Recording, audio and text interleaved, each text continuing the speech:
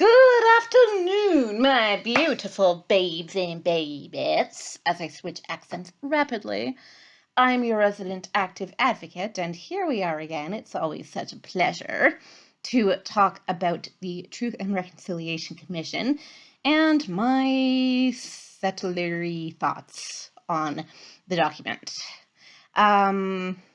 So it's going around on Twitter apparently that people are being too loud about this thing. So let's get louder. Thank you. That'd be great because the more we annoy people, the more we get their attention, because that's how the internet works. And basically that's how modern media works. Yay. To the advantage of people doing stuff like this. So, get loud, get annoying, be inconvenient. And that is my goal as an advocate. All right, so yesterday we left off just before the subheading of, I believe it's youth programs, under the main heading of, I think it was justice in the legal system for Indigenous peoples. So that is where we shall begin today. Beep. Document is up. Waha, it's pretty. All right. Yes, I was correct. Youth programs is our next subheading, and it only has one call to action under it. All right, so call to action number 66.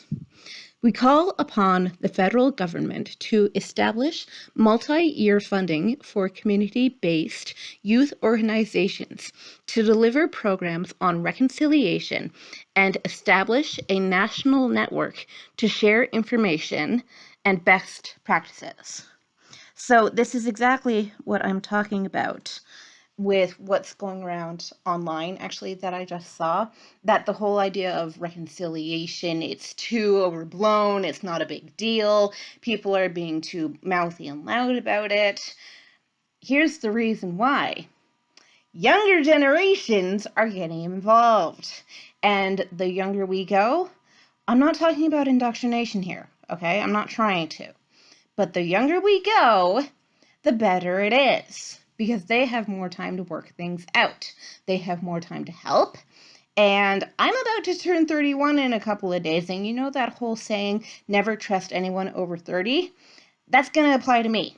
However, my character will not change over the course of the 23rd to the 24th. So please still trust me. Thank you. That'd be great. But we need to, as I say, be as loud as we are, and we need to get louder as I pull back away from the screen so as not to overwhelm my microphone. The louder we get, the more obnoxious and irritating and inconvenient we are, the better for the people who actually need our help. I'm talking specifically to settlers here, so non-Indigenous people who have settled on North America and South America. But specifically, this is a Canadian document, so if you're Canadian, listen up, because this applies to you. If you are a non-Indigenous Canadian, this applies to you, rather. Because I could say, well, the Indigenous communities need to... Nope. Not my place to say what they need to do. They already know, and they've been doing it for hundreds of years. So we are the ones who need to get on board and get louder! All right. So, if that is motivation at all, that things could ever possibly change, then I feel as though I am doing my job. And that's all I can do. Waha. All right, moving on. Next. Okay, as I say, that was the only one under that heading. So, new subheading, museums and archives. Oh, this will be interesting. Okay, call to action 67.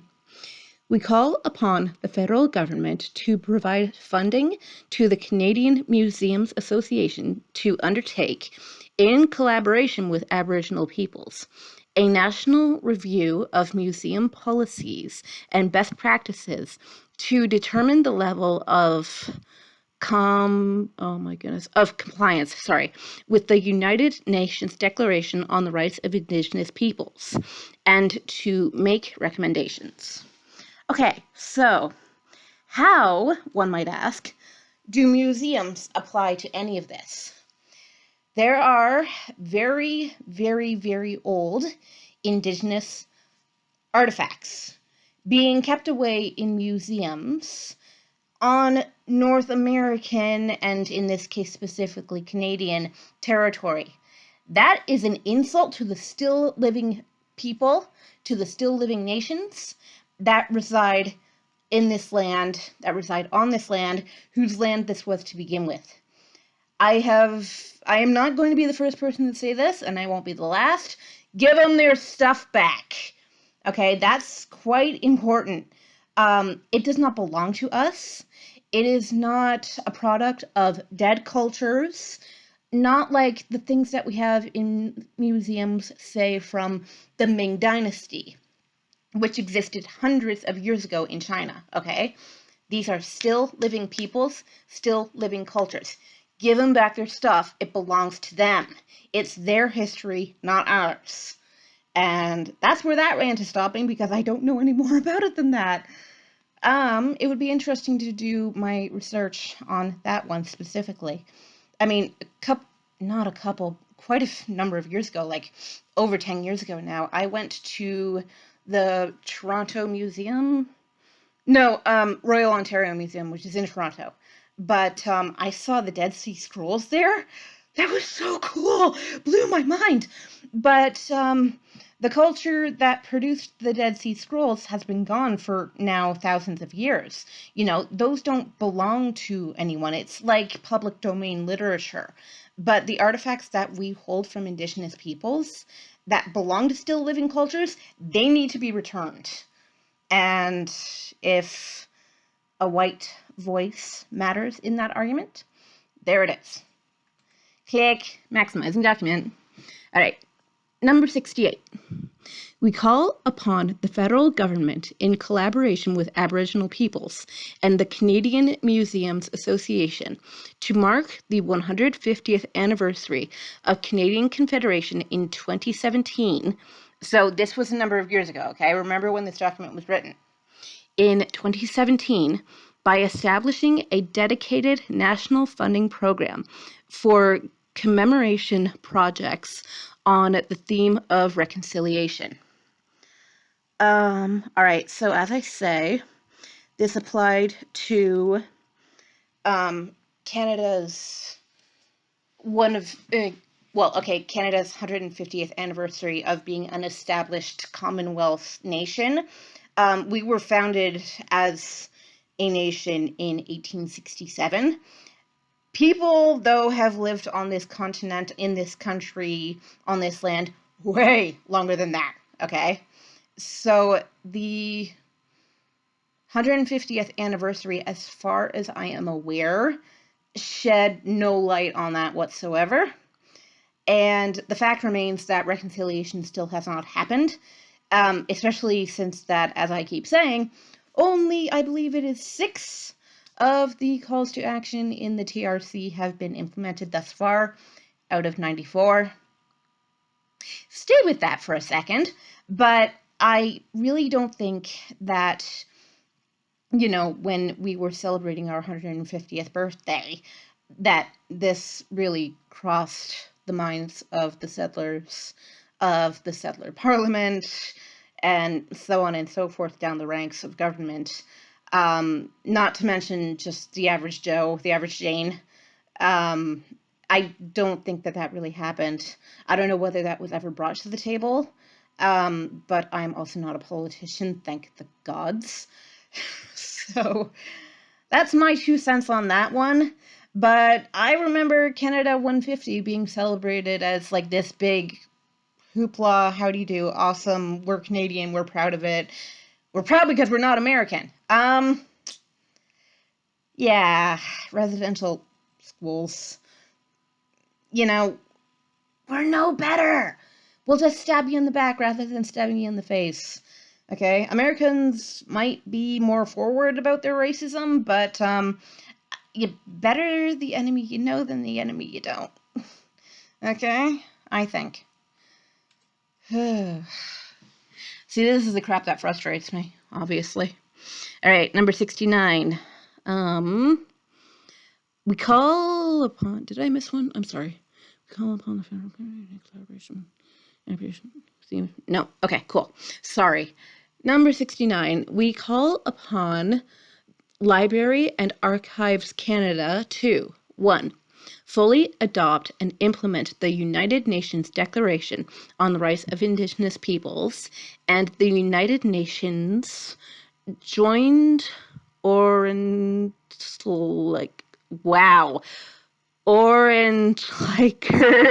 principles. I have no idea what that word means. I'm so sorry. And I lost my spot. Orintliker principles as related to Aboriginal people's indelible right to know the truth about what happened and why, with regard to human rights violations committed against them in the residential schools. 2. Ensure that its record holdings related to residential schools are accessible to the public. We'll get to that.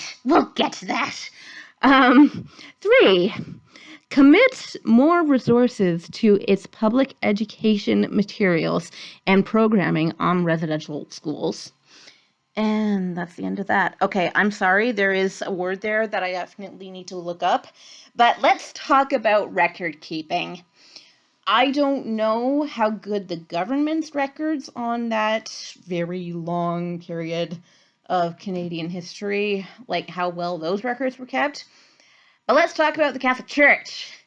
We're getting back into that territory. Oh.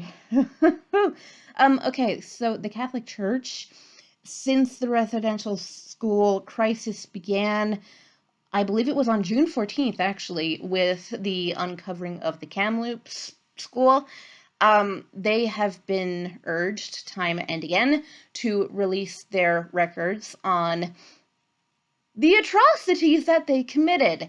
How many children were in their care? How many children died while in their care? So on and so forth. The record of how many places were underfunded, the record of how many places had too little to eat for the students, neglect, abuse, all that lovely stuff, and the church possibly kept records of this. We're not even sure. That's the thing, because as I say, they continue to refuse to release their records to the general public. To be fair, no one is on trial here, not yet. But if they were, you do have the right, under Canadian law, you do have the right not to incriminate yourself.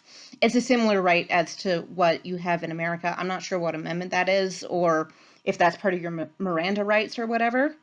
But you have the same right in Canada not to incriminate yourself. And the thing is, if the church were to release those records, it would incriminate not only the different schools, but the entire institution of the Catholic Church. And this is why I'm not a fan of the Catholic Church. And this is why, if they do release their records, I will be the one sitting back going, as the empire crumbles around them, figuratively speaking. Back in the Renaissance days, that would have been literally speaking. But I don't understand, except that I do, I don't understand why a moral institution would, sin through omission in this case.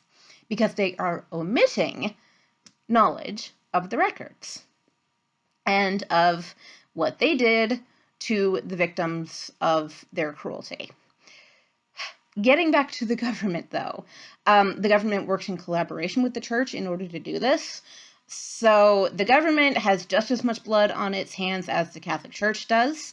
And again, I guess there is the right not to incriminate oneself. But as I said before, no one is actually on trial here. No one has ever gone on trial, as to my knowledge. No one has ever gone on trial for any of the abuses committed in the residential schools. So if things are coming out of the ground rather than out of the woodwork, I guess you have the right not to do what the public is demanding that you do. And also to brush the stories aside because, 24-hour news cycle and no one wants to hear about this anymore. But this is a very, very important and big issue, obviously, that we need to discuss as a country. Not just the laity, but also the religious figures who, quite a lot of them would still be alive from when these things went down, okay? Not only in Canada, but in America, but we're talking about Canada because this is a Canadian document.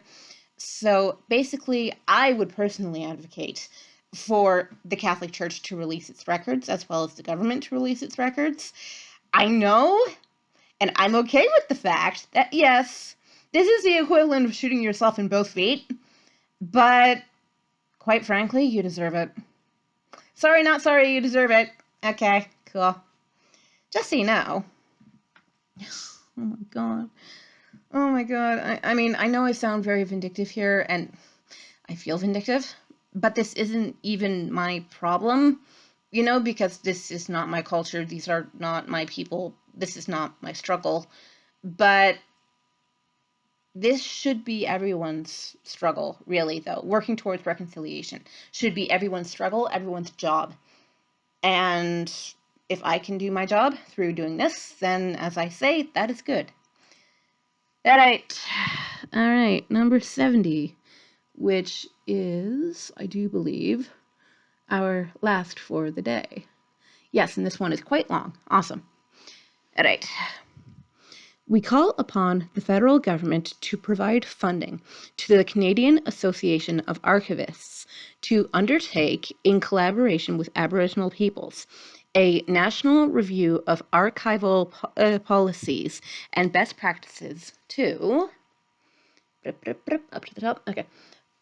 And best practices to 1. Determine the level of compliance with the United Nations Declaration on the Rights of Indigenous Peoples and the United Nations, here's that word again, Joint Orientaliker Principles as related to Aboriginal peoples' indelible right to know the truth about what happened and why, with regard to human rights violations committed against them in the residential schools.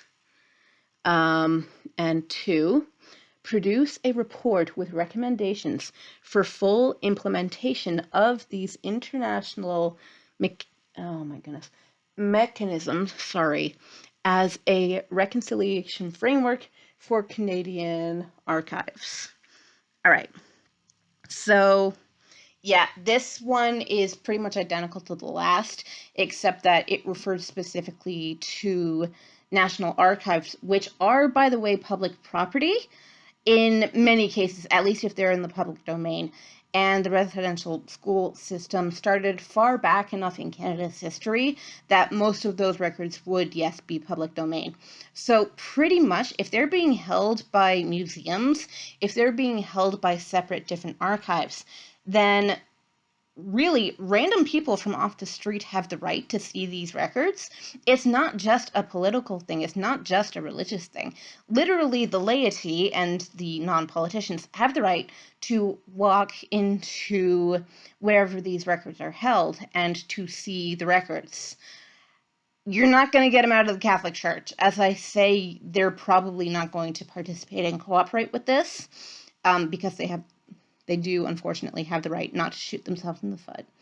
But if people have access to the records themselves, then we as a body can ensure that we know and that the different Indigenous communities who are affected by this long-standing tragedy can also know what happened to the people who were taken away to these institutions, to whom our current generation might be related still. Because, as I say, this is not ancient history. The last residential school in Canada closed.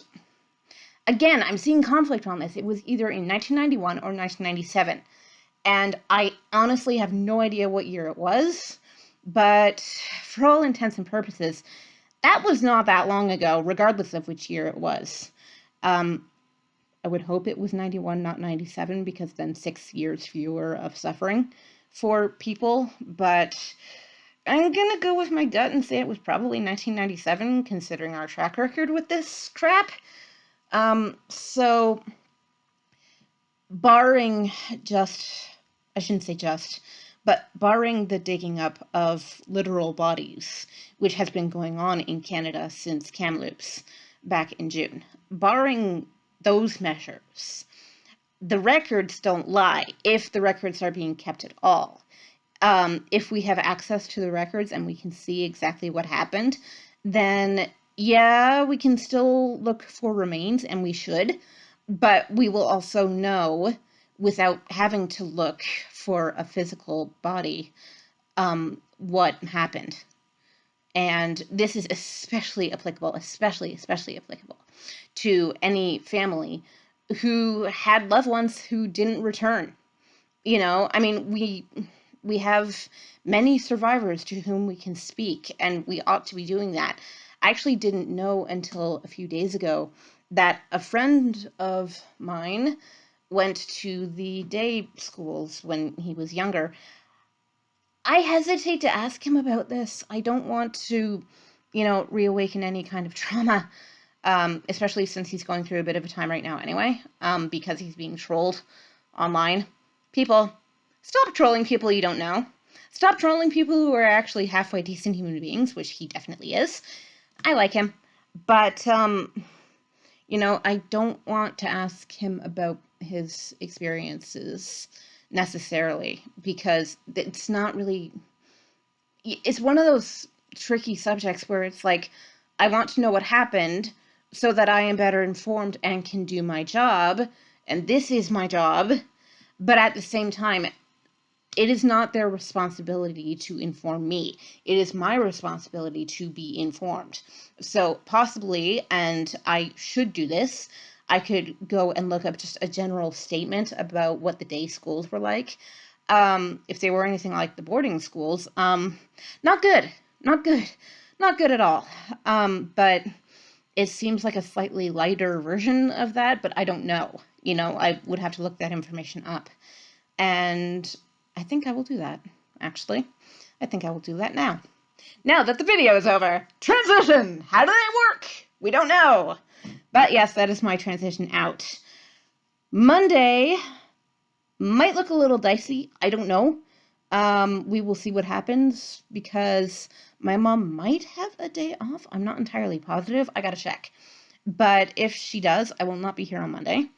I will be here on Tuesday, but it will not be this.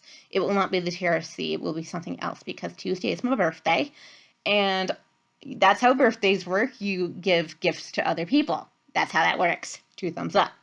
So there will be that. But then Wednesday, we will get back into the TRC proper, and that will be lovely and wonderful for all of us, including me. Yay! All right, so maybe I will see you all on Monday. If I don't, I will see you all on Tuesday, which is my birthday. So, not entirely sure what I'm going to do yet, but I will figure that out. But it won't be this, like I say. So have a lovely, wonderful weekend, because I take weekends off, and I'll see y'all later. Love ya. Bye. Mwah.